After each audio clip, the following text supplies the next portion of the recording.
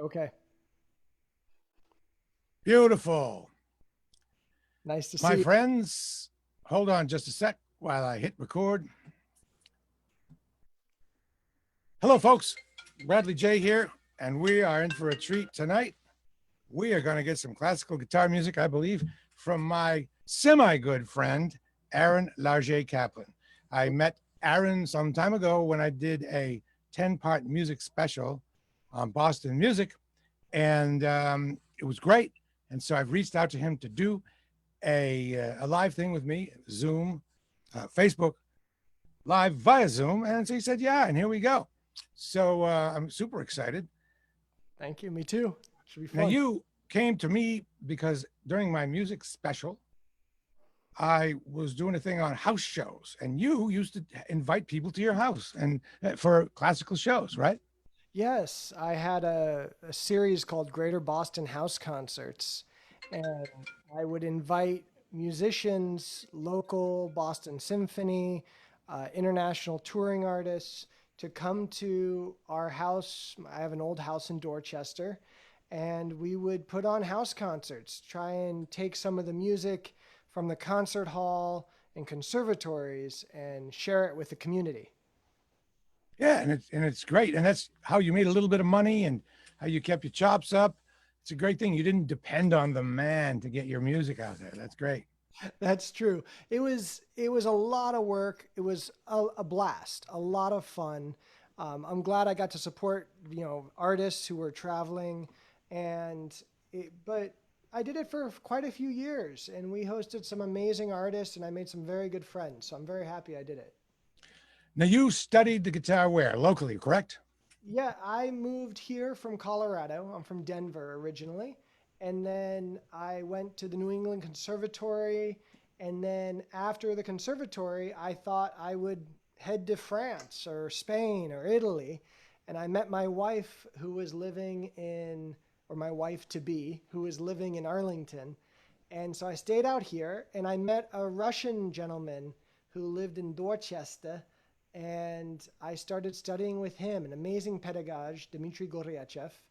And as they say, the rest is history. I stayed in Boston, I got jobs, and kind of fell in love with the city for better or for worse. And yeah, it's been good. So let's do three songs, and I want to get to the first one right away, and then I'll ask you where you came upon that beautiful guitar because I know there's a story behind that. So what are you going to do first? Tell us about it. Um, I thought we should start. It's the world has been a little depressing as of late, so I thought it would be nice to do something a little upbeat.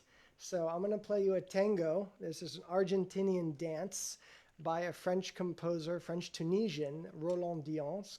It's called Tango en Skaï, which en Skaï is kind of French slang for faux, or that's French, fake. So it's kind of an over the top tango. How's that? It's beautiful. All right, my friends, we have Aaron Larget-Caplan.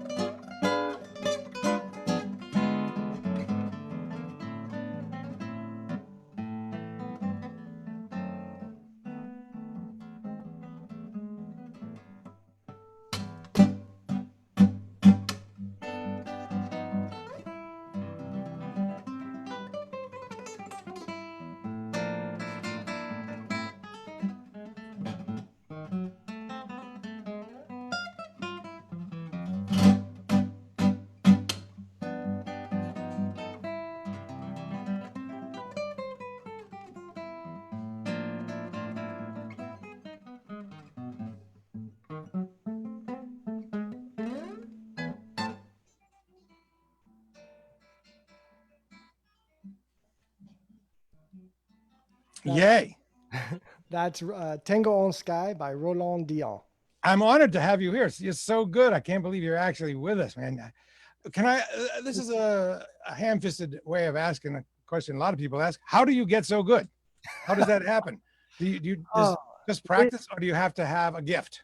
whiskey, prayer, a little bit of dream. If No, everyone, but if I had whiskey and prayer and a little bit of a dream, could I do it, or do you need some God-given thing that only some people have? it's not a God-given thing. No, it is time. I guess the gift is time. Um, I started on electric guitar. I was an electric guitarist until about age 16. So I started on electric when I was probably 11, and Def Leppard, Motley Crue, Led Zeppelin. Those things were like my Bible. And when I was 16, I got to hear a video of Andres Segovia, the great Spanish guitarist, playing Asturias. And I was shocked because the Doors had used that in their opening of Spanish Caravan. And I went home and it was before the internet. I stuck my pick between my fingers and on my electric guitar. I tried to figure out how to play it and quickly learned I was not going to figure it out that way very well. And I found a teacher. And then he said to me one day, how much are you playing? And I said, an hour a day. And he said, well, you should do two. And I was like, okay, cool. And so I started two. I didn't really know how to practice, but Yeah. that was it. And then I went to Boston University for 1 year before transferring to New England Conservatory. And my teacher there, gave me more practice tips and how to approach the instrument. And then I went to summer festivals when I could, and took what we call master classes, where someone who's much better than us gives a public lesson, and I would play or I would listen, and I would try and get ideas and tips. And I read tons of books about mastery, about poetry, about writing. I was a sports kid growing up, and I would use those metaphors for life. When we practice, it was more than just playing the piece over or scrimmaging. You would actually practice skills and then apply it to the game. And then I met my Russian teacher, who was like a father to me, and I saw him 3 to 6 hours a week for 7 years. Wow. Yeah, I mean, our society isn't set up to teach that way per se. Like the university system is not set up and I'm in the university system, but I think what Dimitri did for me was give me that kind of old school apprenticeship. And for that, I'm totally grateful. But at the same time, I was studying, I was listening, doing body stuff to make sure I could do all these movements. Wow. Now, as somebody who started with rock and then went to where you are now, you were in a particularly good position to know which of the rock musicians are really good and which of them just seem good and are kind of smoke and mirrors. In your estimation, besides the real players, Yeah, yeah. who's really, really good? Well, Maybe nobody. No. There's really good players. There's the thing with rock music or pop at all is there's songwriting. Paul McCartney is an amazing songwriter, but he's known for not knowing how to read music, standard notation. Jimmy Page, insane guitarist, but is there technical things? Maybe, but it works really, really well for what he does. I think, of course, the barrier breaker was Hendrix. I mean, just in what he could do in the sounds he could get out of the guitar and the recording studio. And I love Jimmy Page. I think he's amazing what they could do with their instruments. Van Halen is an amazing guitarist. I mean, way up there. Yeah. Is it always what I like? It's kind of doesn't really. It depends. I mean, is it Sonny Bono could play 3 chords, and when he wrote "I Got You, Babe," and I don't think he did so bad. So I guess it depends on what level we're talking about. It's kind of how you deliver it, really. Like Neil Young. Neil Young does one note solos and Oh, delivers them with power. and they're perfect. Okay.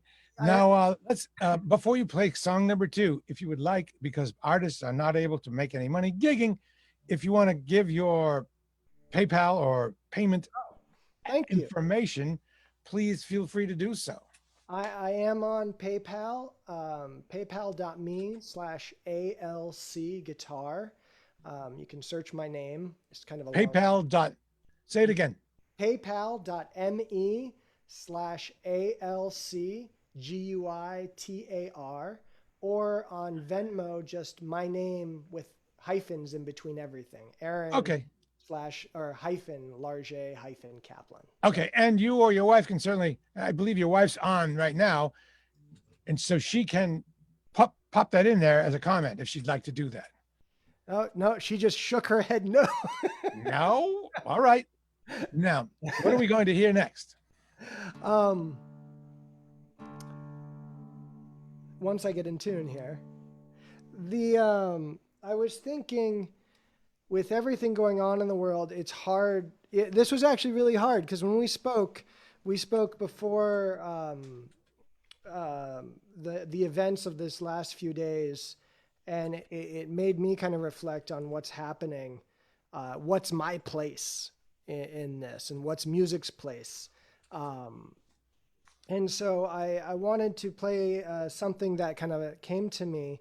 This is an arrangement I did of a piece by Bach, Johann Sebastian Bach. It's the beginning of a cantata, which would have been played for a church service, and in this case, the passing of an important person in the city. And it's called Gottes Zeit ist die allerbeste Zeit. God's time is the very best time. And though it has moments of sadness, I think it also has this hope of hopefully the light at the end of the tunnel. So this is that. Thank you, folks. Aaron Larget-Caplan.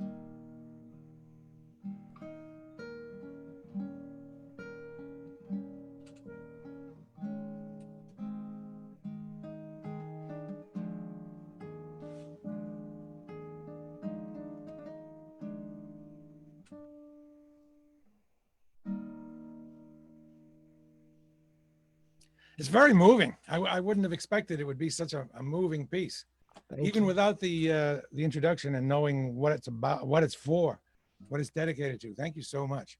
Thank you. Next, your partner there is the guitar. It's a special guitar. You have only one instrument.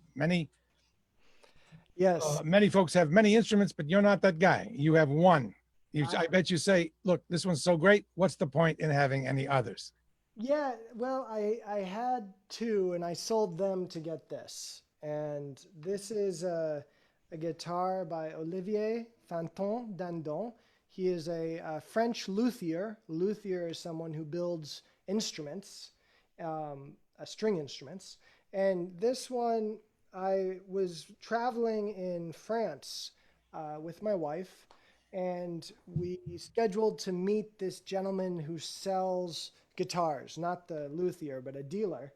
And he's in rural France. We spent the day driving, and we got there at 10 p.m. And he said, "You made it." He doesn't have an address on his building. It's just it was kind of an insane. We both looked at each other and thought, what are we doing in the middle of nowhere in the middle of the night? And the next day, we lived through the night. The next day, I played guitars all day. And late at night, he said, "You can play one more." And he handed me this. And I played 3 notes to a tune. And I was like, wow. And my wife was outside, and she said, "That's it. That's your guitar." And when your wife says, "That's your guitar," you figure out how to buy that guitar. So it took a couple years, but did she know by the sound of the guitar or by your reaction? by the sound. She didn't even see me play it. She just was outside the window talking with the dealer's wife, and she just heard me play those 3 notes. And what about the 3 notes made it pop? What was different in its 3 notes than the previous? You're asking me to describe true love. I mean, it's when you play a lot of instruments and I practice 20 to 25, 30 hours a week. You get to feel what it is and how the instrument vibrates against your body and how you tune yourself to it as much as I tune it to me. I played and it responded. It's a very balanced guitar. So when I go up and down the strings, it's very continuous. It's controlled, but I can be very spicy with it and play very hard. He does one thing. He wraps the neck in the ebony. So the fretboard is ebony. As you can see, it's very black. Yes. And he does the same on the back. So there's Spanish cedar underneath, but he does a very thin layer. So when I play, it's very smooth and very beautiful to feel. So this guitar took him 2 years to build because it was a special instrument for a competition that he wanted to get a prize for. And I played it and it spoke to me, and he was very happy because only a couple people had played it and made it sound like it needs to sound. So as you evolve, does the guitar evolve with you? I mean, it ages, the wood ages, it changes, the oils from your hand have to affect it. Does it change too? The oils, the inside of the wood, even though the wood is very thin, as you play, the vibrations make the top vibrate. That's how we get the sound. And it opens up, like literally the sap and the seams and everything opens up and creates more pathways. And so depending how you tune it, you'll get a certain sound. A lot of electric guitars, they're really only good for one tuning. That's why a lot of people only have different guitars for different pieces. Again, I only have one instrument, so I change my tuning all the time. But I like to think it's growing with me. I hope so. Sometimes it doesn't listen to me, and sometimes I need to listen to it. Do you worry about it? Do you worry something's going to happen to it? Yes and no.